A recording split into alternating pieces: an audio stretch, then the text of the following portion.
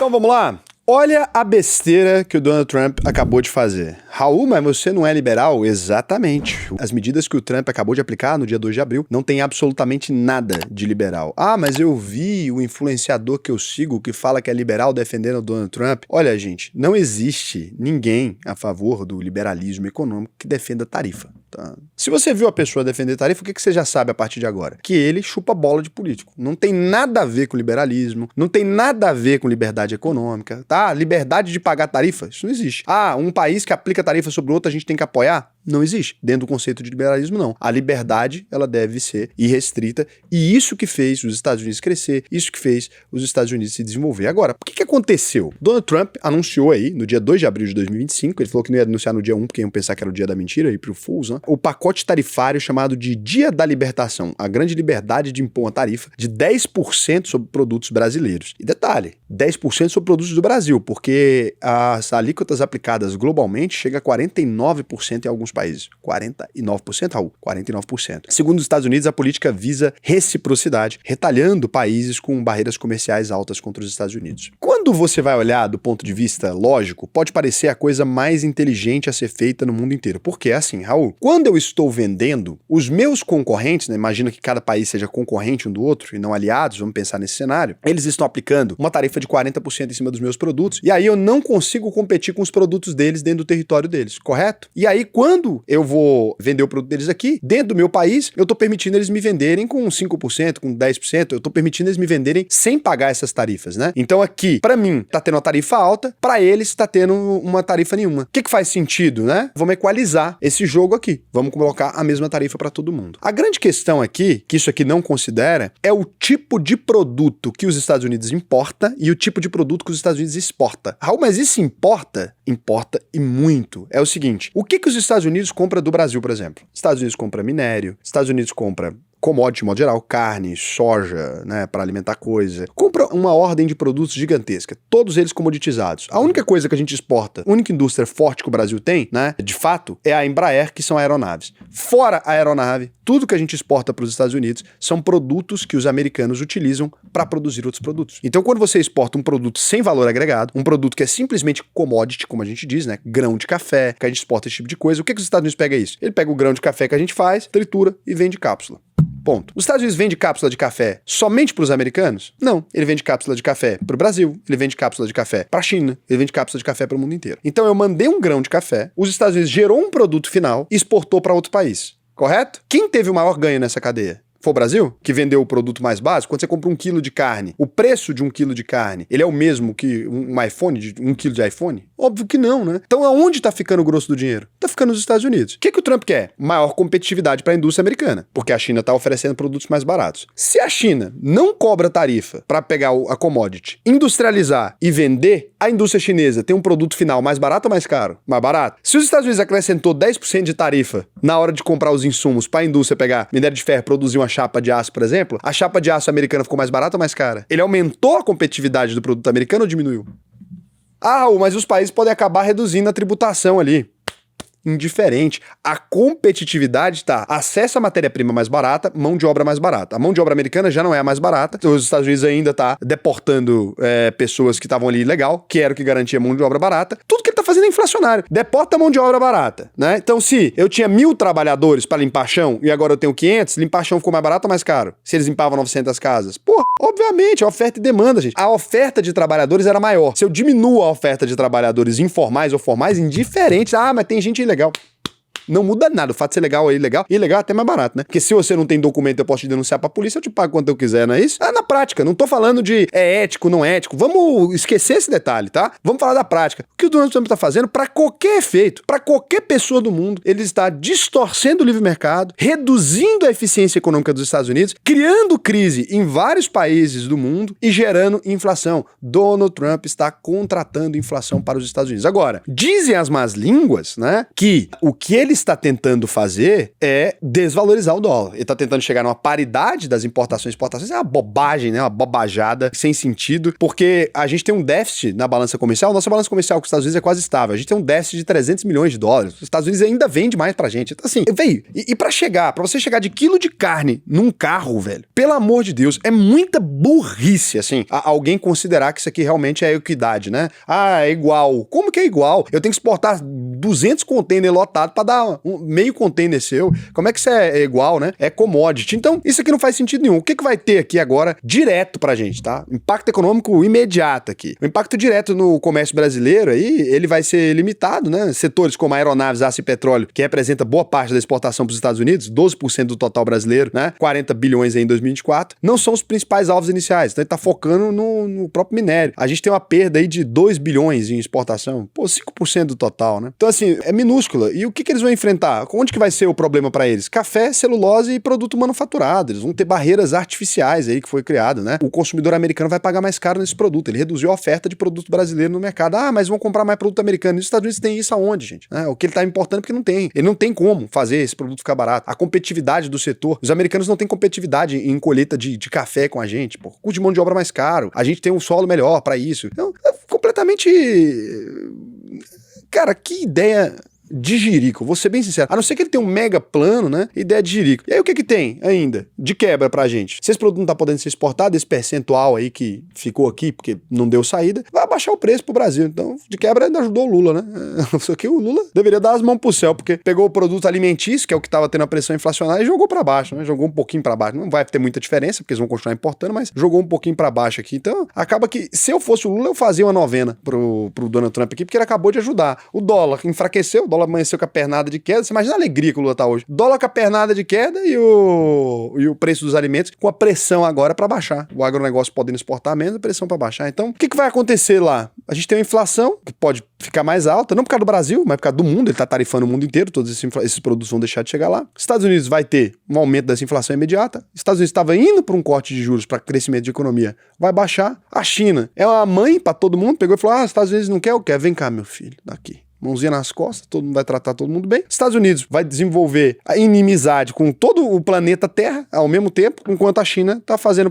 vai ganhar espaço com a China, vai ganhar espaço com a União Europeia, todo mundo tá retalhando os Estados Unidos, todo mundo tá abrindo as pernas pros Estados Unidos, porque o Brasil exporta soja, carne, esse tipo de coisa, né? E isso aí vai acabar ficando mais fácil. A única que vai se fuder aqui mesmo, perdão da palavra, né? É a Embraer. Uma tristeza, né? Que a nossa indústria é eficiente. Os americanos são os maiores compradores que a gente tem de aeronave, né? A Embraer é a mais competitiva em aviões de pequeno porte, né? Não é igual a Airbus e a Boeing, mas para aviões de jato, essas coisas, a gente é o mais competitivo do mundo inteiro. A indústria brasileira de aeronaves é foda. Então a Embraer tomou ali na tarraqueta, né? Tem até que ver como é que ela tá aqui. Aí, ó. A Embraer deu uma pernadinha de tristeza aqui. Caiu uns 5% nos últimos 5 dias. Foi a única prejudicada, tadinha, da Embraer. Então a Embraer aí acaba sendo a prejudicada. E pra gente não muda muita coisa. Agora, quando alguém me falou assim, caramba, Raul, mas isso aí não pode funcionar, né? Você criar uma tarifa pros produtos estrangeiros não pode acabar beneficiando a indústria nacional? O que você pensa sobre isso, Lucas? Cara, beneficiar, acho que porque assim, pra vender internamente lá, se não tem produto de outros países, não tendo a comprar produtos do meu país também, isso aí é um ponto.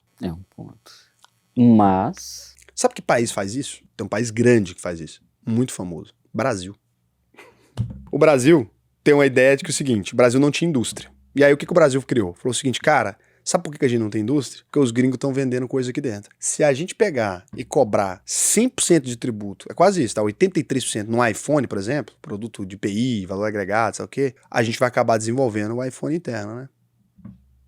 Não. O que a gente fez? Desestimulou a indústria, porque os caras não têm produto, não conseguem comprar maquinário, não conseguem comprar nada para competir com as indústrias lá de fora, a tecnologia não existia aqui dentro, a gente compra iPhone mais caro, a gente compra celular mais caro. Existe uma marca de celular brasileiro? Existe uma marca de carro brasileiro? Existe uma marca do quê? Que indústria que a gente desenvolveu com essa lei? Nada.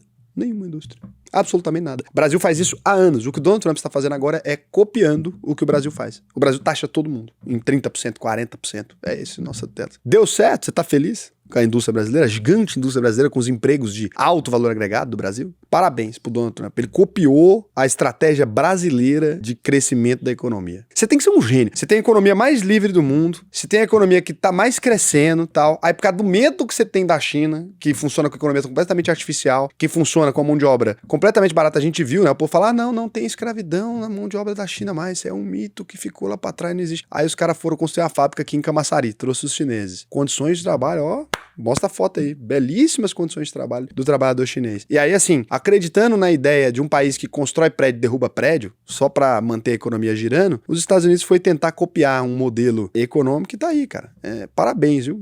Eu acho que tá de parabéns o Donald Trump. E aí, existe toda uma galera que, sinceramente, se for isso, ele é o maior gênio da história, né? Porque existe toda uma galera dizendo que a intenção do Donald Trump é exatamente prejudicar o dólar, que o dólar, ele tá muito alto, aí tem o tal do acordo de Mar-a-Lago, fiz o vídeo aqui, tá aqui em cima. Ele tem uma ideia de que hoje o produto americano tá com baixa competitividade, porque as moedas do mundo estão mais fracas, e como o dólar é uma moeda muito mais forte, quando os Estados Unidos vai exportar, ele exporta em dólar ali. Se você pega no Brasil, por exemplo, o produto chega a 5,6 vezes mais caro. Então, se ele conseguisse mandar o dólar para um patamar de 2, por exemplo, no Brasil, só hipoteticamente, tá? É a discussão que tá aí tendo, se o Trump tá fazendo isso de propósito ou não. Significa que um iPhone que sai de lá, né, hoje em dia, a $1.000, ele chegaria aqui, por exemplo, a R$2.000. Obviamente, gerando mais competitividade. Então, essa ideia de ter uma moeda forte, para um país importador é boa. Por isso que essas balanças comerciais dos Estados Unidos, para importação é muito boa, ele consegue importar. Os exportadores ficam felizes, o cara pega o café dele e vende 1 para 6, né? Ele fica feliz pra caramba. Mas, para os Estados Unidos, então, ele tem uma facilidade de importar, uma dificuldade de exportar. Dizem que ele, olhando para a economia chinesa, ele vislumbrou isso, o yuan se mantém abaixo da média, mantém a centavos, né? Pra você ter noção, o yuan pro real,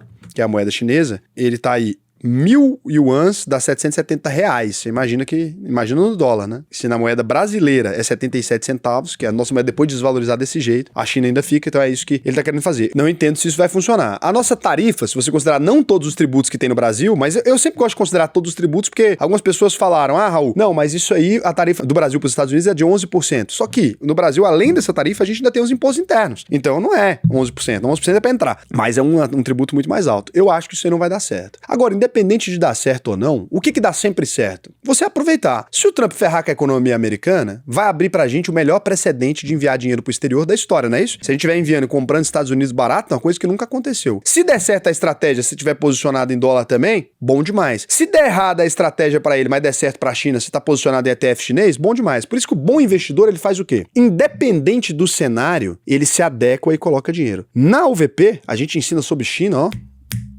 muito tempo. A gente ensina sobre investimento em Ásia, Índia, Estados Unidos, não quando o dólar estava 6,30, quando os influenciadorzinhos começaram a mandar você colocar dinheiro em dólar. Aqui no canal, a gente fala sobre empresas dolarizadas, ó, desde o começo, né? Desde 2019. E quem faz a UVP tem o módulo de investimento internacional desde sempre. E tem também o módulo de investimento nacional. E tem também a aula de geopolítica para compreender esses fenômenos todos. Então, a UVP tem passado por uma expansão gigantesca. Se você quiser fazer parte, né, ter acesso a essas aulas, pagando o mesmo preço que anteriormente, e detalhe, com todos esses reajustes, obviamente, nós vamos reajustar o valor em breve. Você vai entrar aí, alvp.com.br. O maior treinamento de investimento do Brasil, obviamente, só para quem ganha mais de R$4.500 por mês. Se você ganha menos, não adianta nem preencher o questionário, a não ser que você mora com sua mãe, que seu pai não precisa desse dinheiro, né? Por quê? Quem investe aí 500, R$1.000, já começa a se beneficiar da UVP porque ela tem uma plataforma própria de investimentos que dá cashback para você em todos os seus investimentos de renda fixa. Então, a taxa que viria pra gente, a gente te devolve, só por você ser aluno ou cliente da consultoria. Então, você preencheu esse questionário aqui, preenche com atenção, a gente vai te ensinar a investir no Brasil e no mundo inteiro. E tem mais. Não sei se você é picareta, te conheci agora, né? E eu entendo, internet cheia de coach, coisa zoada. O que a UVP faz de diferente, né?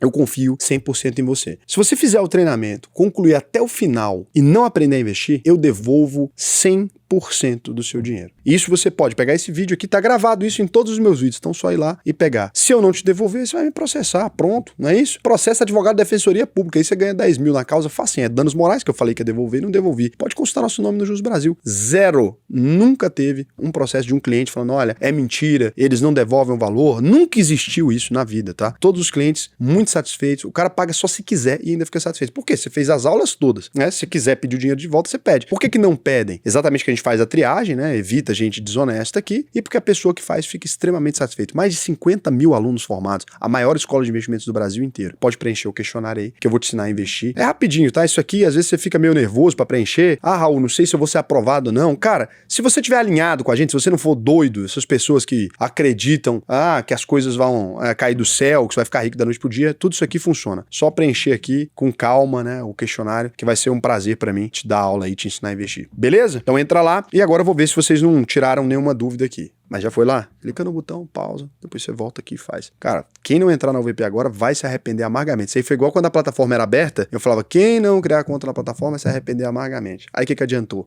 Teve gente que não quis, a gente fechou o contrato com o BTG, teve que fechar a plataforma, todos os benefícios que essas pessoas adquiriram, ficou o direito adquirido na plataforma nova. Aí agora a gente tem a melhor plataforma, porque o BTG já tinha a melhor plataforma do mercado, e as condições dos caras que entraram lá atrás estão até hoje iguais. O cara tá na melhor plataforma, cashback de investimento, etc., sem ter que entrar no curso, sem ter que fazer nada. Então sempre que eu falo pra vocês, porra, a gente tem uma janela fora, isso aqui é legal, você tá com acesso à plataforma ainda, talvez lá no futuro a gente vai virar private bank, fecha pra quem tem 1 milhão, aí nem pra aluno mais. Então assim, às vezes tem coisa que eu não posso falar pra vocês aqui explicitamente, mas aproveita. Cara, o que tá sendo oferecido pela UVP, pelo valor que a UVP cobra, é ridículo. E isso não vai permanecer assim. As condições mudam, o mundo muda, tá? Fica esperto. O Maurício Barbosa falou, quem vai investir em um país de ladrão? Só maluco. Só se for você e sua mãe que é ladrão, né, Maurício? Porque país de ladrão é você e a senhora sua mãe, tá? Eu não roubei nada de ninguém, já roubou coisa dos outros? Não. Então, pra mim, não é um país de ladrão, conquistei. né? Talvez na família dele todo mundo é ladrão, ele acha que é na nossa também. Pelo amor de Deus, país de ladrão é você, rapaz. Tá Lula, maluco? Conversa ladrão. é essa? Lula, ladrão, roubou meu coração. É um canalha. Isso é o Marx. Quem assiste o Giro da Bolsa entendeu a referência. WB. Faz muito sentido. Tem uma startup de inteligência artificial e toda semana tenho conversado com investidores que têm procurado a gente, mesmo sem termos procurado ninguém ou está precisando de dinheiro. Que maravilha. Aí que é bom, hein? Tá falando que não precisa de dinheiro. Seriane pergunta, se eu tiver um financiamento pela Minha Casa e Minha Vida, onde os juros não ultrapassam 6%, não seria melhor ir pagando as prestações no prazo delas e investir esse valor? Ele tá falando sobre a aula de quitar o financiamento. Então, quando você paga as parcelas, você reduz a taxa de juros, quando você paga as parcelas finais. E outra coisa é, na matemática, sim. Então, se você é um homem solteiro, sozinho, uma mulher solteira, sozinha, pode fazer sentido. Agora, vamos supor que por um acaso econômico, alguma coisa acontece, não que no Brasil, o Brasil é um país muito sério, mas assim, vamos supor um país hipotético. Vamos supor um país hipotético que tem políticos corruptos. Não é o caso do Brasil, obviamente, né? Nunca foi. País honesto. Amanhã os políticos decidem legislar sobre o seguinte, olha, agora os bancos podem reajustar as tarifas para no mínimo a Selic. Aí você que tinha um financiamento de 6% ao ano, lascou. O programa Minha Casa Minha Vida, ele vai ter um reajuste de 40% no valor da parcela. Não que seja possível, né? Passou. E aí? Então, eu acho que quem tem família, aí você vai olhar pro seu filhinho e falar... Você tá pensando nisso em voz alta. Não é nem bom. Aí você vai olhar pro seu filhinho, né? Tá ali, seu filho com os dentinhos de fora. Você olha pra ele e fala, meu filho, a gente vai ter que sair de casa. Por quê? Não, o papai botou em fundo imobiliário. A gente vai morar agora debaixo da ponte, mas debaixo da ponte do fundo imobiliário que eu investi. Aí fica legal? Não fica bom. Pra mim, no Brasil, até o passado é incerto, né? Quanto antes você tem sua propriedade, seu veículo próprio e uma pistola, mais seguro você tá no Brasil.